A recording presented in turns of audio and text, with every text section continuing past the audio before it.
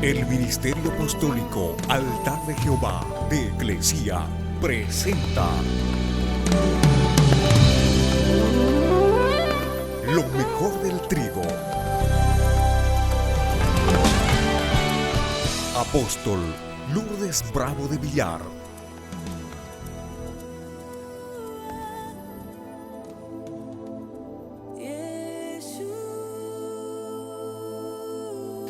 Jueces 7, verso 4. Dios está levantando un grupo de guerreros, pero Él mismo los probará. Ahí en el verso 7, verso 4, capítulo 7 de Jueces dice: del que yo te diga, vaya este irá contigo. Pero de cualquiera que yo te diga que este no vaya contigo, el tal no irá. Pero es bueno, no irá. ¿Entendió? Aunque todos somos del ejército de Dios y tenemos una parte en la batalla, no todos son llamados a pelear en el frente. Contra principados, potestades territoriales. Dios tiene personas seleccionadas sobre las cuales Él mismo ha puesto una carga para rescatar, para liberar, para desatar naciones. Y les ha dado una unción poderosa de guerra, específica, determinada, concreta, para vencer en esos niveles. Por eso es que Dios tiene personas seleccionadas sobre las cuales Él ha puesto una carga para rescatar, para liberar, para desatar naciones, y les ha dado una unción poderosa de guerra específica, determinada, concreta, para vencer en esos niveles. Dios ha soltado un poder y autoridad sobre la iglesia para desalojar, expulsar, despedir a Satanás y a sus huestes de maldad de territorios ocupados por él años, donde él mismo establece sus fortalezas, sus fuertes, sus recintos. ¿Quién sabe dónde se deben construir los cuarteles? ¿En las ciudades o en las fronteras? Si se construyen los cuarteles en las ciudades es solamente para reprimir al pueblo. Pero si se construyen los cuarteles en la frontera es para proteger, para salvaguardar el país de invasores. ¿Cuántos han oído hablar de la muralla china? La gran muralla china fue construida en el siglo VII, aproximadamente el año 2021 a.C.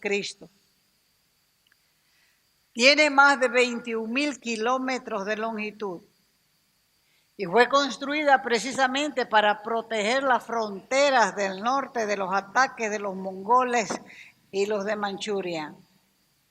O sea que esta muralla china fue nombrada el año 1987 como Patrimonio de la Humanidad por la UNESCO y es considerada una de las 7 maravillas, de las nuevas maravillas del mundo moderno, junto con la muralla romana y la de España, que son también patrimonios de la humanidad.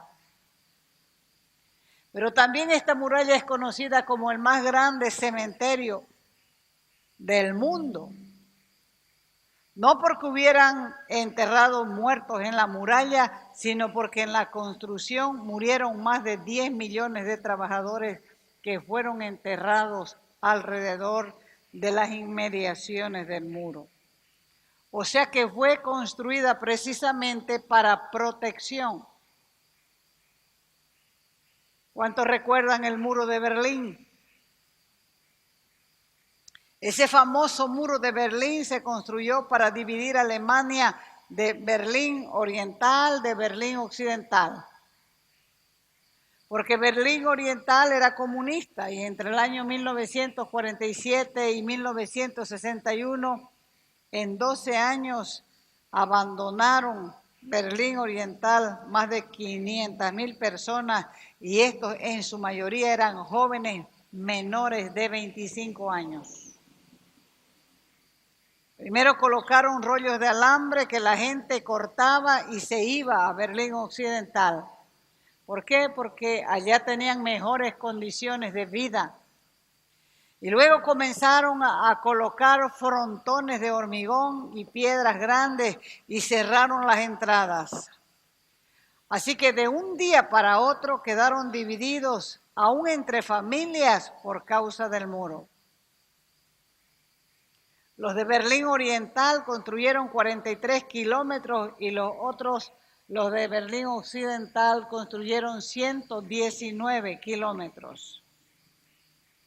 Gracias a Dios este muro fue derribado entre el 9 y 10 de noviembre del 1989, 28 años después de su construcción.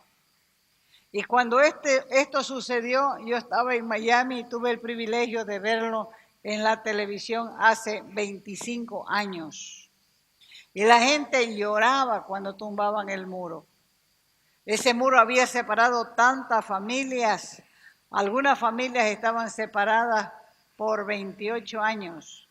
Así que con la caída del muro es conocida en Alemania esa caída con el nombre de Die Wende, que quiere decir el cambio. Y entonces los alemanes de los dos lados la destruyeron, se unió el país y hoy los berlineses son un solo lugar. ¿Por qué? Porque se acabó el comunismo y hoy las dos, tanto Berlín Occidental como Berlín Oriental, son prósperas las dos. Entonces, ¿qué es lo que quiero mostrar con esto? Que los ejércitos son para proteger la frontera. Por eso Dios está abriendo nuestros ojos a lo que es verdaderamente una guerra espiritual. ¿Y en qué consiste un verdadero guerrero? Porque Él quiere que sepamos cuál es nuestra área de influencia y que esta guerra, la cual libra el cristiano, no es una guerra contra seres humanos, no es una guerra, dice el libro de Efesios, contra carne y sangre, no es una guerra contra personas, no es una guerra contra iglesia contra iglesia, sino es contra espíritus demoníacos territoriales. ¿Quién es el que te pone ese deseo de hablar de los demás? De murmurar, de acusar, de quejarte, de criticar. Detrás de cada eso hay un espíritu inmundo. Esas son conocidas como obras de la carne, pero detrás de cada eso hay un espíritu inmundo. Ahora, ¿cuántos lo pueden reconocer? Porque como ha convivido con las personas años de años, y lo han visto ustedes en su misma familia años de años, uno lo considera hasta normal y dice, así somos nosotros. Pero eso no es lo que Dios quiere. Más bien, así no debemos ser nosotros, porque nosotros tenemos ejemplo en la Escritura. Así que la territorialidad demoníaca está definida con claridad en la Escritura, porque las historias se escribieron para nuestro ejemplo. Eso fue lo que dijo el apóstol Juan. Y en esas historias vemos precisamente los seres espirituales, ángeles caídos, con dominio, con influencia muy marcada sobre las esferas geopolíticas de las naciones del mundo. En el Nuevo Testamento vemos también principados y potestades de las tinieblas que establecen su relación de influencia sobre hombres, sobre gobernantes, sobre naciones. Y las mismas costumbres de las culturas ancestrales expresan que los espíritus territoriales, llamados a veces deidades o dioses por los paganos, eran y son parte de un fenómeno geográfico. Dios es varón de guerra y en el Antiguo Testamento Él intervino para liberar a su pueblo. Eso solamente para que nos demos cuenta de que Él sigue actuando en este sentido. Y cada vez que Dios ordenó una guerra, siempre eligió a una persona para depositar sobre esa persona una unción especial de Él. El mayor ejemplo lo tenemos en el rey David. Desde pequeño Dios se manifestó en su vida con una unción para combatir, con una unción de guerra. Y aunque había muchos en el ejército de Saúl, ni aún él siendo guerrero tenía la unción de guerra que tenía David. La Escritura dice que Saúl era un hombre muy hermoso, muy alto. Todos los demás del pueblo le llegaban al hombro. Era también un hombre preparado en guerra, pero no tenía la unción que tenía David. Así que cuando David le tocó enfrentarse con Goliat, todo el ejército de Israel ya estaba derrotado y sometido a lo que el gigante y los filisteos querían. Porque salía el gigante, se paraba en medio de las tropas y decía: denme un hombre que pelee conmigo. El hombre que me venza, entonces van a quedar. Si me vence el hombre que ustedes pongan, entonces nosotros vamos a quedar derrotados. Pero si yo le venzo, ustedes van a quedar derrotados. Y arengaba todos los días lo mismo, y no había quien se levante. Por eso es que Dios usó un solo hombre para cambiar el destino de Israel. Y cualquier otro que hubiese peleado hubiera muerto. Pues Dios no se mueve a través de personas que Él no elige. Él se mueve a través de personas que Él elige. A veces son personas anónimas, que quiere decir desconocidos de entre el pueblo. Y más adelante esa misma unción que tenía David vino sobre el ejército de sus valientes. Los que fueron llamados posteriormente los valientes de David. Pero en su inicio, esos que fueron llamados los valientes de David, en su inicio eran hombres abatidos, eran hombres decaídos, desanimados, endeudados, empobrecidos, enojados, enfurecidos con la vida y con su suerte, porque ellos tuvieron que esconderse de las deudas. Pero cuando ellos vieron la unción de David, le siguieron como su caudillo y con su ejemplo fueron transformados, transfigurados, reformados en grandes hombres de guerra. Ellos vinieron a David cuando David estaba en la cueva de Adulán. Ellos vinieron a ofrecerse de voluntarios, de seguidores voluntarios. David no los buscó, Dios mismo los convocó y ellos vinieron. Poco a poco fueron cambiando hasta convertirse en los famosos valientes de David que sabían guerrear en cualquier terreno porque eran soldados diestros, ágiles, despiertos, valerosos, sagaces. Hoy Dios está convocando a otros soldados para que se agreguen a su ejército. Gente ungida para liberar ciudades, para liberar países, con coberturas genuinas, con vidas probadas en el fuego de la prueba, capaces de transmitir esa unción y liderar desde otro nivel de la guerra. La batalla o la guerra espiritual no es algo que se debe tomar a la ligera, porque es una pelea real y el enemigo es muy astuto. ¿Qué es astuto?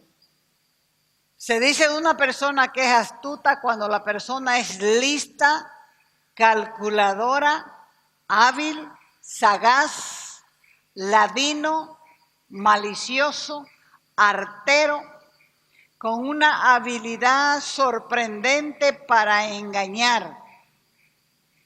Por eso, sin llamado de lo alto y sin unción, se pueden sufrir las consecuencias y consecuencias serias y salir dañados. Sin el poder de la sangre no se puede ganar a este engañador que es especialista en la artimaña, en la trampa y la picardía. Otro ejemplo tenemos en el llamado de Gedeón. Lo primero que se ve en la historia de Gedeón es el pueblo de Israel. El pueblo estaba devastado por los madianitas. Sus cosechas eran robadas, la gente vivía angustiada, siempre estaba clamando a Dios por su ayuda y al final, después de muchos años, Dios se manifestó a un solo hombre, en este caso a Gedeón, a quien él elige, lo llama y lo capacita, le da autoridad para vencer y él mismo escoge a la gente que le va a acompañar para que sean parte de su equipo. Vaya al libro de Jueces, capítulo 6, del verso 11 adelante vamos a leer. Dice, entonces vino el ángel de Jehová y se sentó debajo de la encina. La encina es una planta de alcornoque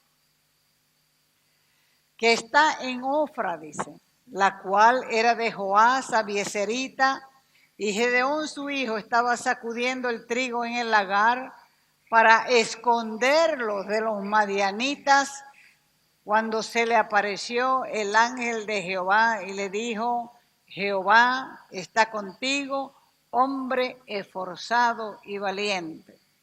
Y lo primero que le dijo Gedeón, si Jehová está con nosotros, ¿por qué nos pasan todas estas cosas? ¿Cuántos han pensado así? Lo mismo pensaba Gedeón.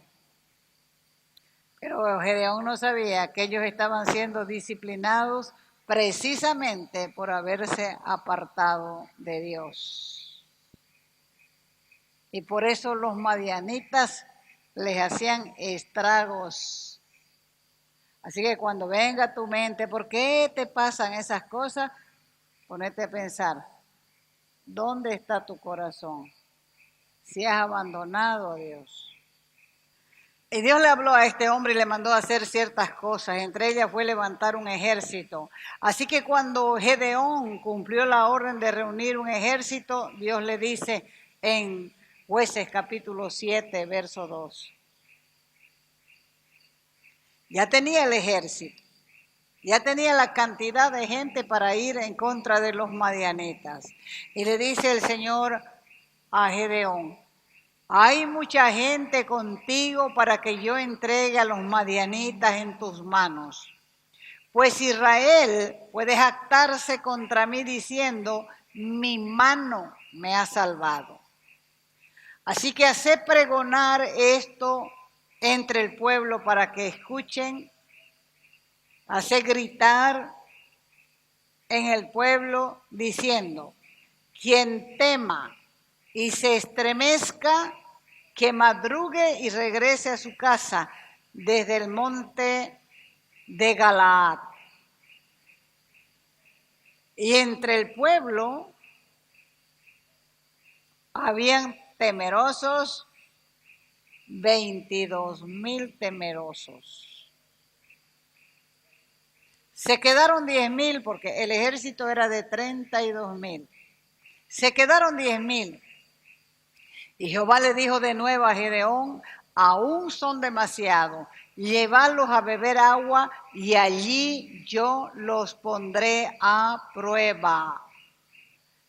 Fueron a tomar agua. Yo los voy a poner a prueba. Y del que yo te diga que vaya se irá contigo. Y del que yo te diga que no vaya, no irá contigo. Y el que yo diga no, no irá. Es una orden. Entonces Gedeón llevó el pueblo a las aguas y Jehová le dijo, cualquiera que lama las aguas con la lengua como lo hace el perro, lo pondrás aparte. Y lo mismo harás con cualquiera que doble sus rodillas para beber. El número de los que lamieron llevándose el agua a la boca con la mano fue de 300 hombres. El resto del pueblo dobló sus rodillas para beber las aguas. Aquí se ve claramente cómo Dios selecciona su ejército. Los 300 eran personas que estaban alertas, atentos, preparados, llevaban el agua a su boca, pero sus ojos estaban atentos a todo lo que sucedía alrededor. Y esto marcó la diferencia entre uno y otro. Estos eran soldados despiertos y fáciles de dirigir. Los que se echaron a lamer el agua sin ninguna precaución simbolizaban los que hacen las cosas de cualquier manera, los que trabajan al ojo. Supuestamente quieren ir a la guerra, pero no cumplen los requisitos porque son carnales. No se dejan dirigir por el Espíritu ni por nadie. Dios no anda buscando patrones, anda buscando siervos. Y los siervos son dóciles y tienen un corazón de servicio. Entonces, todos los libros de batalla espiritual, de mapeos y estrategias de guerra no son manuales de operaciones. ¿Por qué? Porque cada guerra tiene su propia estrategia. Por eso Proverbios 24:5 dice, harás la guerra con inteligencia. ¿Qué es inteligencia? La inteligencia es la capacidad de relacionar el conocimiento que tenemos para resolver una determinada situación. Inteligencia es saber elegir la mejor opción entre las que se nos ofrecen para resolver un problema. Es por eso que nuestro espíritu es fortalecido con sabiduría de lo alto. ¿Para qué? Para poder actuar en la guerra espiritual. Los más dañados en una guerra son los que están solitarios.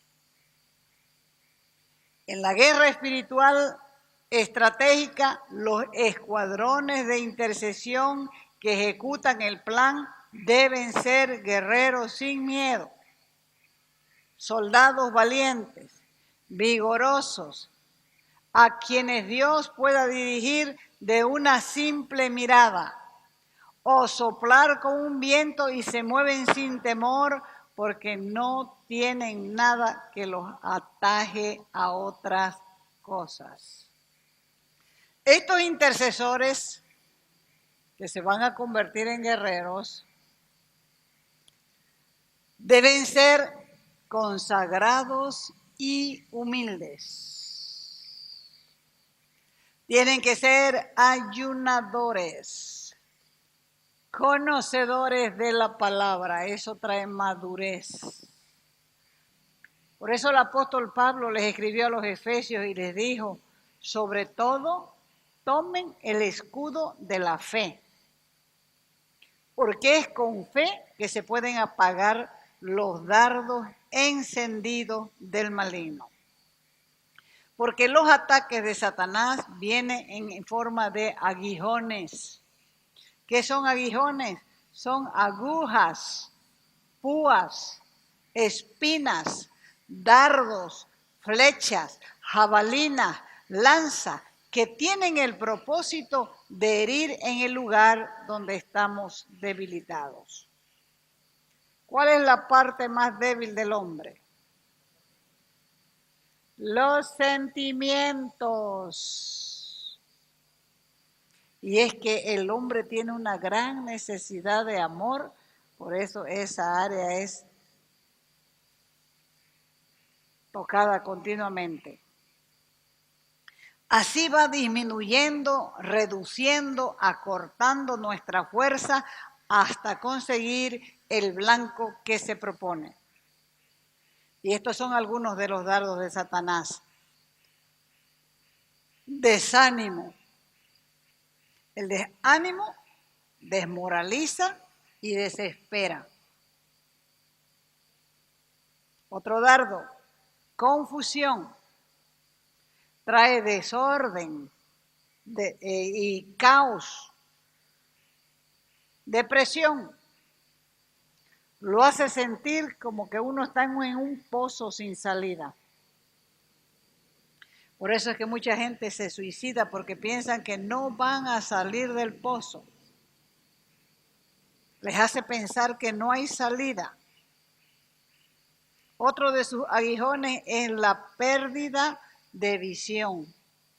Cuando la gente pierde la visión de lo que Dios quiere para su vida, está en el camino de bajada ya la persona. Va a perder todas las ventajas que Dios le dio. 5. Desorienta, perturba, aturde. La persona que está desorientada, está perturbada, no sabe lo que quiere. Aislamiento. No me voy a meter con nadie porque todingos son unos habladores. Tras que me ven, hablan para mí, no con nadie. Entonces, lo aísla, lo encierra, lo recluye y lo mata. 7. Desesperación. Lo desilusiona y lo pone sin esperanza. 8. Derrota, lo vence, lo incapacita. Así que cuando estos síntomas comienzan a trabajar en nuestra vida, debemos resistirlos para que se vayan. Si no lo hacemos, nosotros somos los que vamos a terminar huyendo de ellos, como le pasó a Elías. Entonces, ¿cuántos quieren ser guerreros todavía? Por eso Dios nos está enseñando a todos. Porque Él de todos los endeudados, de todos los fatigados, de todos los desanimados, se va a levantar un ejército glorioso que va a irrumpir en las fuerzas del enemigo. Pero es con conocimiento de la palabra, porque con sabiduría, dice, harás la guerra. Póngase de pie. Cierre sus ojitos. Dígale al Señor, Señor, quiero pedirte perdón por mi ignorancia voluntaria. Aplica tu sangre, Dios, sobre mi vida. Aplica tu sangre, borra mis rebeliones, borra mis pecados, mis temores, mis dudas. Aplica tu sangre, Dios. Perdóname, lávame con tu sangre. Límpiame de toda maldad, de todo engaño que hay en mi vida, Señor. Yo quiero tener una vida limpia delante de ti, transparente, Dios. Gracias, Padre, por la sangre de tu Hijo Jesucristo. Gracias porque tu sangre me limpia de todo pecado. Y gracias porque tu Espíritu Santo, Señor, me sella en esta hora como propiedad tuya, Señor. Yo quiero vivir para ti, Padre, pero en el poder de tu Espíritu. Te bendigo, amado, en esta hora, en el nombre de Jesús. Amén y amén.